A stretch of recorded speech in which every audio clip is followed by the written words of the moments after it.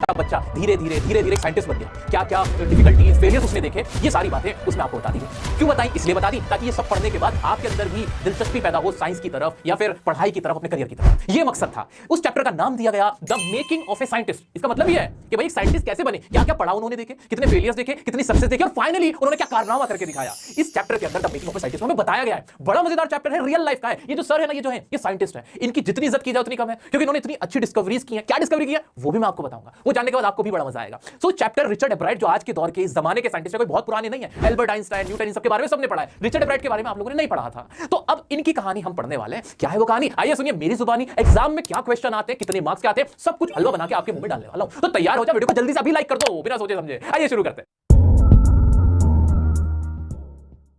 मेरे प्यारे दोस्तों, कहानी मैं आपको पूरी समझा दूंगा, लेकिन मेरे दिमाग में एक चीज हमेशा रहती है कि एग्जाम में क्या आता है वो आपको पता होना चाहिए। ठीक है, अब अगर आपको इंग्लिश बिल्कुल नहीं आती है, चैप्टर बिल्कुल समझ में नहीं आ रहा, आप बिल्कुल रिलैक्स माइंड करके मेरी बातों को सुनते रहो, कुछ मत करना। इस चैप्टर के लिए बस ये जो 4-5 वर्ड्स हैं ये आपको पता होने चाहिए। क्या है ये वर्ड, ये देख ले। सबसे पहले क्यूरियस का मतलब होता है, क्या पढ़ा जाता है? क्यूरियस, ये वर्ड याद रखना। क्यूरियस का मतलब बहुत ज्यादा जिसके अंदर जिज्ञासा हो, जानने की इच्छा हो कि किसी चीज के बारे में मुझे जानना है कि कैसे हुआ, क्यों हुआ। ये वर्ड है क्यूरियस, जो बार-बार होगा, रिपीट होगा इस चैप्टर में। ब्राइट, ब्राइट मतलब चमकदार, कि एक ब्राइट स्टूडेंट था। कौन भाई? ये होंगे ना, रिचर्ड एब्राइट के बारे में बात हो रही थी, तो ब्राइट स्टूडेंट। ये कि मोनक, मोनक क्या होता है? मोनक मतलब एक तितली की ना प्रजाति होती है, एक वैरायटी होती है तितली की, बटरफ्लाई की। बटरफ्लाई की एक वैरायटी है, एक नस्ल होती है, उसको मोनक कहते हैं। कैटरपिलर आपने पढ़ा होगा, लार्वा, कैटरपिलर, साइंस के अंदर के। अभी कोई तितली होती है, पहले वो एग होता है, लार्वा, प्यूपा, कैटरपिलर। उसी तरह से ये कैटरपिलर है कि जो छोटा बच्चा होता है, तितली जब बन रही होती है, जब तितली बन रही होती है, उसी के एक स्टेज को हम कैटरपिलर कहते हैं। वाइसरॉय, ये क्या है? वाइसरॉय ये भी एक तितली की नस्ल का नाम है।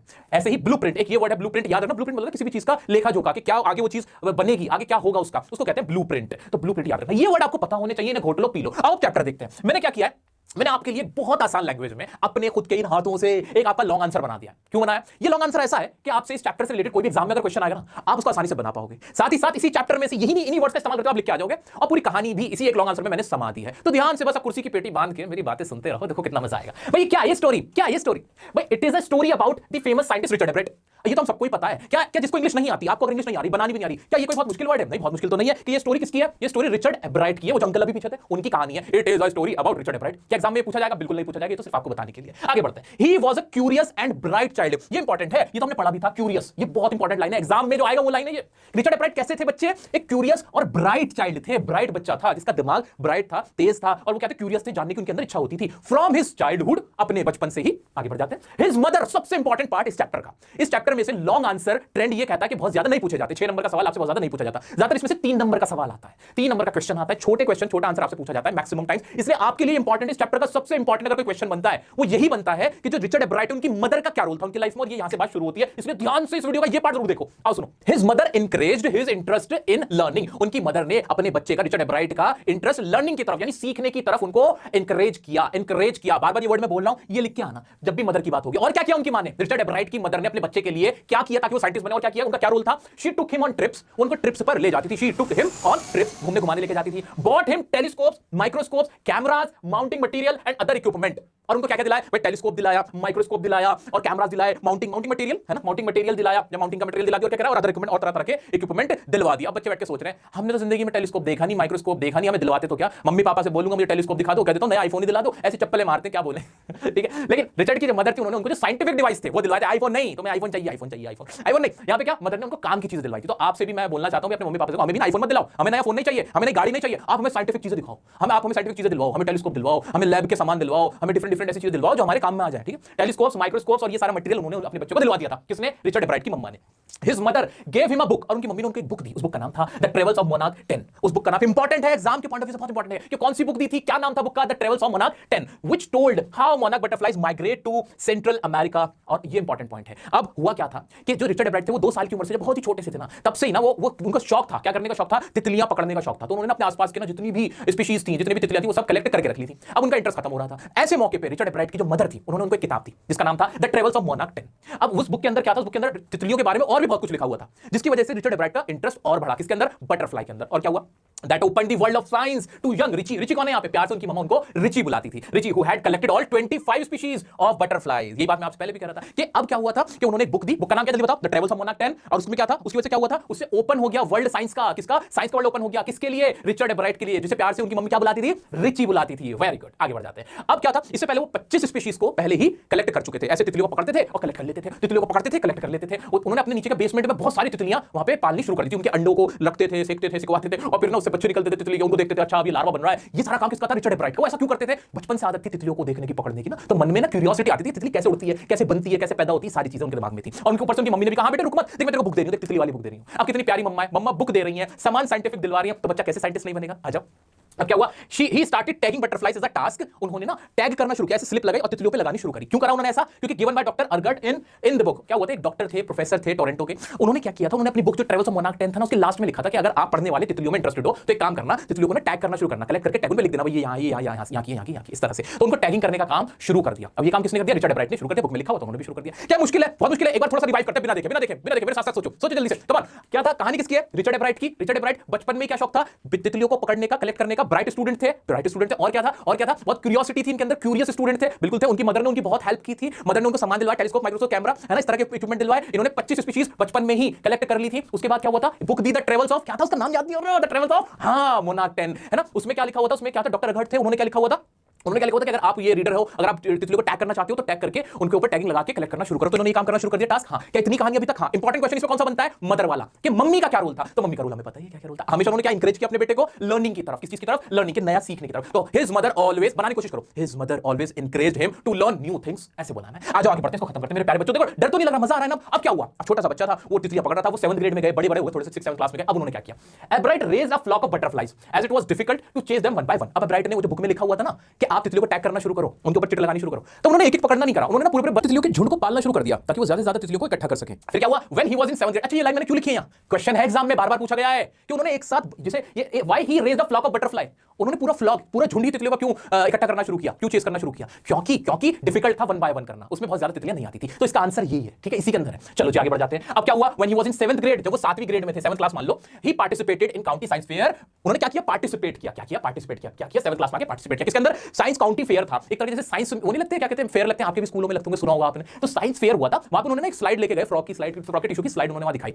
वहां पे पार्टिसिपेट किया, लेकिन उनको वहां पे कुछ हासिल नहीं हुआ, उनको कोई प्राइज नहीं मिला। He lost and realized that he needed to do a real experiment. वहां उन्हें एहसास हुआ कि ये सिर्फ दिखाने से, शोपीस करने से, शोकेस करने से कोई फायदा नहीं है, मुझे कोई एक्सपेरिमेंट करके दिखाना होगा, कुछ एक्सपेरिमेंट करना होगा, कुछ नया करके दिखाना होगा। ऐसे सिर्फ डिस्प्ले दिखाने से कि देखो मैंने टिश्यू है, ये फ्रॉक का देख लो और मुझे प्राइज दे दो, ऐसा नहीं होगा। उन्होंने मेंढक के टिश्यू का फ्रॉक यूं दिखाने लगे, मेंढक के टिश्यू का कि भाई ये देखो मेंढक का टिश्यू है, ऐसे डिस्प्ले करने लगे। लोगों ने कहा क्या यार मेंढक का टिश्यू क्या है, इसमें क्या बड़ी बात है? तो तब उन्हें एहसास हुआ, उन्होंने फेलियर देखा। क्या देखा? फेलियर देखा। उन्हें एहसास हुआ, रियलाइज हुआ कि उन्हें कुछ एक्सपेरिमेंट करके दिखाना होगा, कि कुछ ऐसा हो कि उस टिश्यू के ऊपर कोई लाइन आई हुई हो, कोई उसके ऊपर निशान हो, जिसके बारे में मैं बोलूं ये निशान ऐसा नहीं है, इस वजह से है, इससे ये फायदा हो रहा है, इससे ये हार्मोन निकल रहा है, अगर मैं ऐसा कुछ करूं तो ही मुझे प्राइज मिलेगा। किसने सोचा ये? 7th क्लास के रिचर्ड एब्राइट ने। अब उन्होंने क्या किया? उन्होंने ही रोट टू डॉक्टर अर्गहट। अब इनका पूरा क्या प्रोनाउंसिएशन हो तो इनसे जाके पूछना पड़ेगा, अर्गहट क्या है, मुझे तो ये अर्गहट ही पढ़े जाते हैं। डॉक्टर अर्गहट ने क्या किया? अब उन्होंने डॉक्टर अर्गहट को लिखा, किसने? रिचर्ड एब्राइट ने, कि मुझे कुछ सजेशन दो। क्या कहा? आस्किंग हिम सम सजेशन, कि भाई मुझे सम सजेशन दे दो, आप मुझे सम सजेशन दो कि मैं किस चीज के ऊपर एक्सपेरिमेंट करूं। आज जी इन 8th ग्रेड, अब वो 8वीं क्लास में है। He tried to find the cause of disease. ये इंपॉर्टेंट है। अब क्या किया? उन्होंने एक बीमारी के बारे में, बीमारी के कारण के बारे में, उसके कॉज के बारे में जानने की कोशिश करी। दैट किल्स मोनार्क कैटरपिलर्स, जो कि मोनार्क में क्या कहता है, एक नस्ल है। मोनार्क क्या है? एक नस्ल है। किसकी नस्ल है? किसकी नस्ल है? तितली की। तितली की एक नस्ल है, वो मर जाती है एक बीमारी की वजह से। तितलियां भी तो मरती होंगी ना, सोचो तितलियां मर जाती है बीमारियों से। अब वो मरती क्यों है, इसके बारे में उन्होंने क्या करा? उस डिजीज के बारे में जानने की कोशिश करी, और इस बार उनका एक्सपेरिमेंट उनके लिए फायदेमंद साबित हुआ और उन्होंने प्राइज जीता एंड वन प्राइज। इस बार के साइंस में फेलियर देखा, कामयाब हो गए। फिर क्या करा?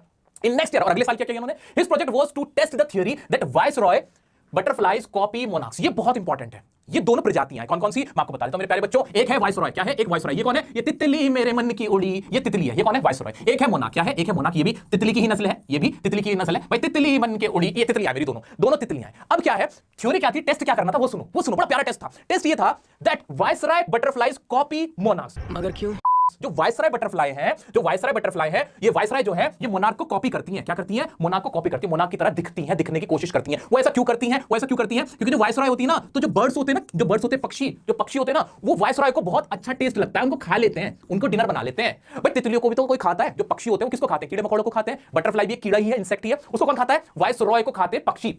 तो वाइसरॉय क्या करते हैं? मोनार्क की तरह दिखने की कोशिश करते हैं, अपने आप को इस तरह से रख लेते हैं, ऐसे छुप जाते हैं, इस तरह की पोजीशन बनाते हैं जैसे वो लगे कि वो भी मोनार्क है, क्योंकि मोनार्क को हर कोई नहीं खाता, वाइसरॉय को जरूर खाते हैं। इस बात पे किसने टेस्ट किया? थ्योरी पे, इस वाली थ्योरी को टेस्ट किया हमारे रिचर्ड एब्राइट ने, और उन्होंने ये पाया कि बात तो ठीक है कि वाइसरॉय जो होता है वो मोनार्क की तरह दिखने की कोशिश करता है, क्योंकि वाइसरॉय को ही ज्यादा जो पक्षी होते हैं वो खाते हैं, क्योंकि टेस्ट में अच्छा लगता है। लेकिन साथ ही साथ ये जो मोनार्क है ना, ऐसा नहीं है कि सभी मोनार्क को कोई नहीं खाता, मोनार्क को भी खाते हैं। कौन खाता है? मैना जो स्टार्लिंग होती है, मैना होती है, जो मैना, अरे तोता मैना वाली मैना, हाँ तोता मैना की कहानी यही आ गई। हाँ, मैना नहीं देखती भाई वो वाइसरॉय क्या है, वो मोनार्क को भी खाती है, उसे मोनार्क को खाने में मजा आ जाता है। तो जरूरी नहीं है कि सारे ही पक्षी खाते। इस बात की थ्योरी, इस पे काम किसने किया? हमारे रिचर्ड एब्राइट ने किया, और ये बहुत अच्छी खोज थी, एक अच्छा एक्सपेरिमेंट था जिस पर उनको प्राइज भी मिला। The project place first in the zoology. Zoology division के अंदर इस प्रोजेक्ट को फर्स्ट डिवीजन मिली और क्या हुआ, he started research on 12 golden spots. अब इसके बाद उन्होंने क्या किया, आगे वक्त बीता, अब उन्होंने क्या करा, तितली के ऊपर ना 12 सुनहरे निशान से होते हैं। उन्होंने कहा ये क्या सिर्फ दिखावे के लिए है या इनसे कोई फायदा होता है? कोई तितली है उस पे ना, जो मोनार्क तितली है उसके ऊपर ना 12 तरह के सुनहरे निशान है spots on the back of monarch, उनके बैक पे। तो उन्होंने क्या करा, उन्होंने ये जानने की कोशिश करी कि ये निशान सिर्फ खूबसूरती के लिए है या इससे कोई फायदा भी होता है तितलियों को। अब क्या हुआ, जब उन्होंने ऐसा किया तो ही फाउंड दैट, उन्हें मिला कि that gold spots were responsible for releasing a hormone. जो गोल्ड स्पॉट्स थे वो किस चीज के लिए रिस्पांसिबल थे, एक हार्मोन के लिए। किस चीज के लिए, एक हार्मोन के लिए। आ जाते हैं, हाँ, तो गोल्ड स्पॉट किस चीज के लिए रिस्पांसिबल थे, एक हार्मोन के लिए, that was necessary for its growth. ये इंपॉर्टेंट पॉइंट है। अब क्या किया रिचर्ड एब्राइट ने बहुत सारी थ्योरियों पे काम किया। एक थ्योरी तो वो मोनार्क और वाइसरॉय की थी कि वाइसरॉय मोनार्क जैसा दिखना चाहते हैं, इस थ्योरी पे काम किया। एक और थ्योरी पे काम किया कि भाई ये जो तितली होती है मोनार्क, उसके बैक पे जो गोल्डन स्पॉट्स होते हैं, जो कि आप देख पा रहे होंगे, ये गोल्डन स्पॉट्स जो है वो सिर्फ ऐसे ही है, कोई फायदा भी होता है। तो उन्होंने पाया कि जो गोल्डन स्पॉट्स हैं वो एक हार्मोन को रिलीज करते हैं, एक केमिकल छोड़ते हैं, जिस केमिकल से उसकी ग्रोथ होती है। समझ आया? बहुत सिंपल शब्दों में कहूं, तितली के ऊपर सुनहरे कलर के निशान है, वो सुनहरे कलर के निशान से क्या होता है, उस सुनहरे कलर के निशान से ये होता है कि उसमें से केमिकल निकलता है जिससे तितली की ग्रोथ होती है। ये बात किसने पता करी, रिचर्ड एब्राइट ने। देखो मजा आ रहा है, आ जाओ। For its growth he discovered that DNA. और आगे चलकर उन्होंने क्या किया, अपने दोस्त, उनका एक बहुत इंटेलिजेंट फ्रेंड था, उसके साथ मिलकर उन्होंने और इस थ्योरी पे काम किया, तितलियों के ऊपर बहुत सारा काम किया, लैब में बैठ के काम किया, एक्सरे देख रहे थे, एक डिवाइस बनाया, उसमें चेक किया और बहुत सारी चेकिंग करते हुए, बहुत सारे एक्सपेरिमेंट करते हुए अपनी थ्योरी उन्होंने निकाली। और उन्होंने पाया कि जो डीएनए होता है ना, वो ब्लूप्रिंट होता है किसी भी लाइफ का। जो सेल होता है, सेल के अंदर जो डीएनए होता है, तो डीएनए क्या होता है, ब्लूप्रिंट होता है कि जैसा डीएनए होगा ना वैसी ही उस कोशिका की, उस सेल की आगे लाइफ बनेगी। ये बात किसने बताई, ये बात रिचर्ड एब्राइट ने हमें बताई थी। उन्होंने अपने एक्सपेरिमेंट से ये पाया था। जो चीज पब्लिश हुई थी अखबारों के अंदर भी उस जमाने में, और उस जमाने में पहली बार ऐसा होता कि किसी कॉलेज के बच्चे की इतने बड़े अखबार के अंदर, कोई मैगजीन के अंदर पब्लिश हुआ, जर्नल के अंदर पब्लिश होता, बेसिकली साइंटिफिक जर्नल था। ही वाज गुड एट, आपसे वैसे ये नहीं पूछेगा कि क्या पब्लिश हुआ, इसलिए मैं इसमें ज्यादा डेप्थ में नहीं गया, कि एक साइंटिफिक जर्नल था जिसके अंदर ये वाली उनकी थ्योरी पब्लिश हुई थी, बट आपकी नॉलेज के लिए बता दिया। आगे देखते हैं। He was a good at debating, वो डिबेटिंग में गुड थे, पब्लिक स्पीकिंग में, और एक कैनोइस्ट भी बहुत अच्छे थे। ये बात आपको बस याद रखनी है। ये चैप्टर होता है यहाँ पे खत्म। इसके अंदर जो टेक्निकल पॉइंट है वो मैंने आपको बताया, क्योंकि थ्योरी वाइसरॉय और मोनार्क वाली बता दी है ना, कि उसके जैसा क्यों दिखना चाहती थी। एक वो 12 गोल्डन स्पॉट वाला बहुत अच्छा पॉइंट है, वो मैंने आपको बता दिया कि उससे क्या होता है, हार्मोन रिलीज होता है और जो किसकी ग्रोथ के लिए रिस्पांसिबल होता है। कोई टफ वर्ड नहीं है, बहुत सिंपल है। एक इंपॉर्टेंट चीज क्या बताया कि डीएनए का ब्लूप्रिंट होता है किसका, किसी भी लाइफ का। ये उनकी सबसे बड़ी डिस्कवरी थी, ये उनकी सबसे बड़ी डिस्कवरी थी। तो मुझे उम्मीद है कि चैप्टर तो बहुत मोटा मोटा समझ में आया। 3 नंबर का सवाल ज्यादा आता है, इसलिए मैंने आपको चीजें बहुत इजीली समझाई। अब मैं क्या करने वाला हूं,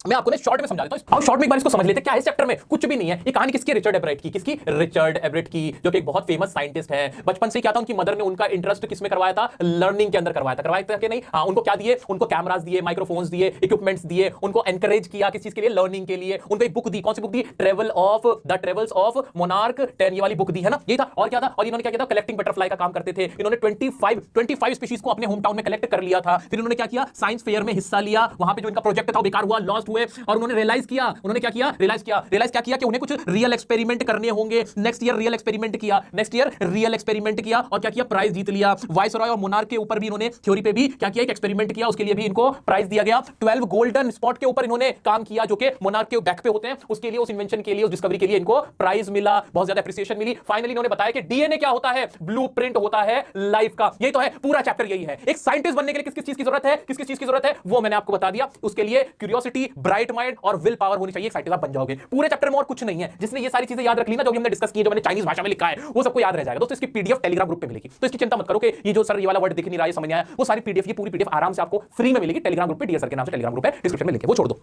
अभी मेन यही तो है ना चैप्टर के अंदर। अब इसके कुछ क्वेश्चन है जो बार-बार रिपीट होते हैं, बार-बार एग्जाम में आते हैं, उनके आंसर इसी लॉन्ग आंसर से जो मैंने आपके लिए लिखा है, अपने हाथों से जो लिखा है, इसी में से इसके आंसर बनेंगे, वो मैं आपके साथ डिस्कस कर लेता हूं। एनसीईआरटी का क्वेश्चन है, how did a book become a turning point in Richard Ebright's life. Richard Ebright की लाइफ में एक बुक कैसे टर्निंग पॉइंट हुई, कौन सी बुक थी, द ट्रेवल्स ऑफ मोनार्क 10, और वो किसने दी थी, उनकी मदर ने दी थी। उसको पढ़ने के बाद, उस बुक को पढ़ने के बाद उनके सामने क्या खुल गया था, open a new world of science to young Richie. उसके बाद उन्होंने जो बटरफ्लाइज होती थी उनको टैगिंग करने का काम शुरू कर दिया था, और इस तरह से फिर बटरफ्लाइज में और इंटरेस्ट बढ़ा, और रिसर्च करी, और एक बहुत बड़े साइंटिस्ट बन गए। तो ये इसका आंसर था। इसी में से 2-3 लाइन लिखनी थी मेरे प्यारे दोस्तों। कोई मुश्किल काम है क्या, बिल्कुल नहीं। How did his mother help him, सबसे इंपॉर्टेंट क्वेश्चन, उसकी मदर ने कैसे हेल्प, सर अब तो हमें आता है, आप क्या बता रहे हो, हम समझ चुके हैं। उनकी मदर ने उनको हमेशा एनकरेज किया टू लर्न न्यू थिंग्स, और क्या दिया, माइक्रोस्कोप दिया और टेलीस्कोप दिया, सारी जो चीजें दी थी, कैमरास दिए, माउंटिंग इक्विपमेंट दिए, मटेरियल दिया, और ये सारी चीजें आप लिख लोगे, बहुत नेक्स्ट टाइम नहीं लगाने वाला, आपको समझ में आता है ये।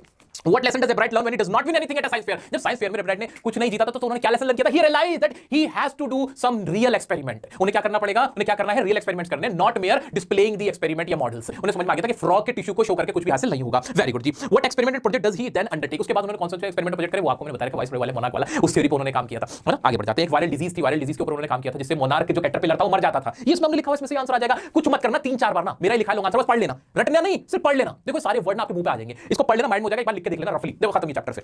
What are the qualities that go into the making of a scientist? एक साइंटिस्ट बनने के लिए क्या क्या क्वालिटीज होनी चाहिए भाई, वो मैंने आपको बता दिया। ब्राइट माइंड होनी चाहिए, क्यूरियोसिटी होनी चाहिए, विल होनी चाहिए और हार्ड वर्क होना चाहिए। अब भाई ये सारी चीजें अगर आपके अंदर तो then you can become a very good scientist. उनकी मदर ने क्या रोल प्ले किया, अगर वो बड़ा लॉन्ग आंसर मारे तो बता दो भाई। साथ में एक मदर होनी चाहिए, पेरेंट्स का सपोर्ट होना चाहिए भाई, पेरेंट्स भी एनकरेज करें, आपके आसपास के रिलेटिव्स, आपके फ्रेंड्स, आपके गार्जियंस एनकरेज करें, then you can become a very good scientist. लेकिन उनकी विल पावर स्ट्रांग थी, आपको फेलियर से घबराना नहीं है। You don't need to think about your failures, you have to get up and fight again and that should be your spirit. इस तरह से आपको इसका आंसर करना है। कुछ और लॉन्ग आंसर मैंने आपके लिए लिखे हुए थे। कांगे रिचर्ड ब्राइट भाई, रिचर्ड ब्राइट के प्रोफेसर थे सोशल साइंस के, वो उनके बारे में कहते हैं क्योंकि उन्होंने हार्वर्ड यूनिवर्सिटी से पास हुए थे, सबसे बड़ी यूनिवर्सिटी जो है हार्वर्ड भाई, वहां के पास आउट है। उनके बारे में उनके प्रोफेसर मिस्टर वियरर कहते हैं, सोशल साइंस के प्रोफेसर, वो कहते हैं कि भाई जो रिचर्ड ब्राइट थे बहुत कॉम्पिटिटिव थे। कॉम्पिटिटिव मतलब जो बहुत ज्यादा कंपटीशन रखते हैं, लेकिन उसका ये मतलब नहीं था कि वो प्राइज जीतना चाहते थे कि बाकी सब हार जाए मैं जीत जाऊं। नहीं, उनकी कोशिश सिर्फ ये रहती थी, he wanted to do the best job he could, कि वो सबसे अच्छा अपना काम करना चाहते थे, जितना अच्छा वो कर सकते हैं। 3-4 घंटे रात में अपना वो डिबेट को तैयार करने में लगाते थे, जहां कोई डिबेट करनी होती थी, और साथ ही वो बटरफ्लाई का भी अपना काम देखते थे, उन पे भी एक्सपेरिमेंट करते थे। ही वाज वेरी मेहनती, बहुत ज्यादा हार्ड वर्किंग थे, but at the same time वो अपने काम को बेस्ट करना चाहते थे। That's why he became a great scientist. तो ये उनके बारे में उनकी सोच थी। अब कुछ प्रीवियस ईयर के क्वेश्चन जो मैं बार-बार आते हैं वो आपके साथ डिस्कस करते हैं। दोस्तों जैसे मैंने आपसे पहले ही बताया, इस चैप्टर में से 3 मार्क्स के क्वेश्चन ज्यादा पूछे जाते हैं, छोटे नंबर के 3 नंबर के ज्यादा आते हैं। स्टिल बार-बार जो क्वेश्चन आपसे पूछे गए वो मैंने आपके सामने लिख दिए हैं यहाँ पे। What opinion did mister wearer एब्राइट social science teacher have about him? Social science जो उसके टीचर थे, जो उनके मिस्टर एब्राइट के टीचर थे, वैसे तो वो हार्वर्ड से पढ़े हुए हैं, तो भाई उनका उनके बारे में क्या कहना था? तो अभी हमने सीखा था, उन्होंने क्या कहा था कि कंपेटिटिव है, वो अपनी जॉब को बेस्ट तरीके से करना चाहते थे, the best way he could do, ये उनकी कोशिश रहती थी। तो वो यहाँ पे आंसर आ जाएगा। व्हाट लेसन, अच्छा 3 नंबर का तो अब इसमें 7 नंबर में 6 नंबर में क्या लिखोगे आप? 6 नंबर में थोड़ी कुछ आ जाएगा।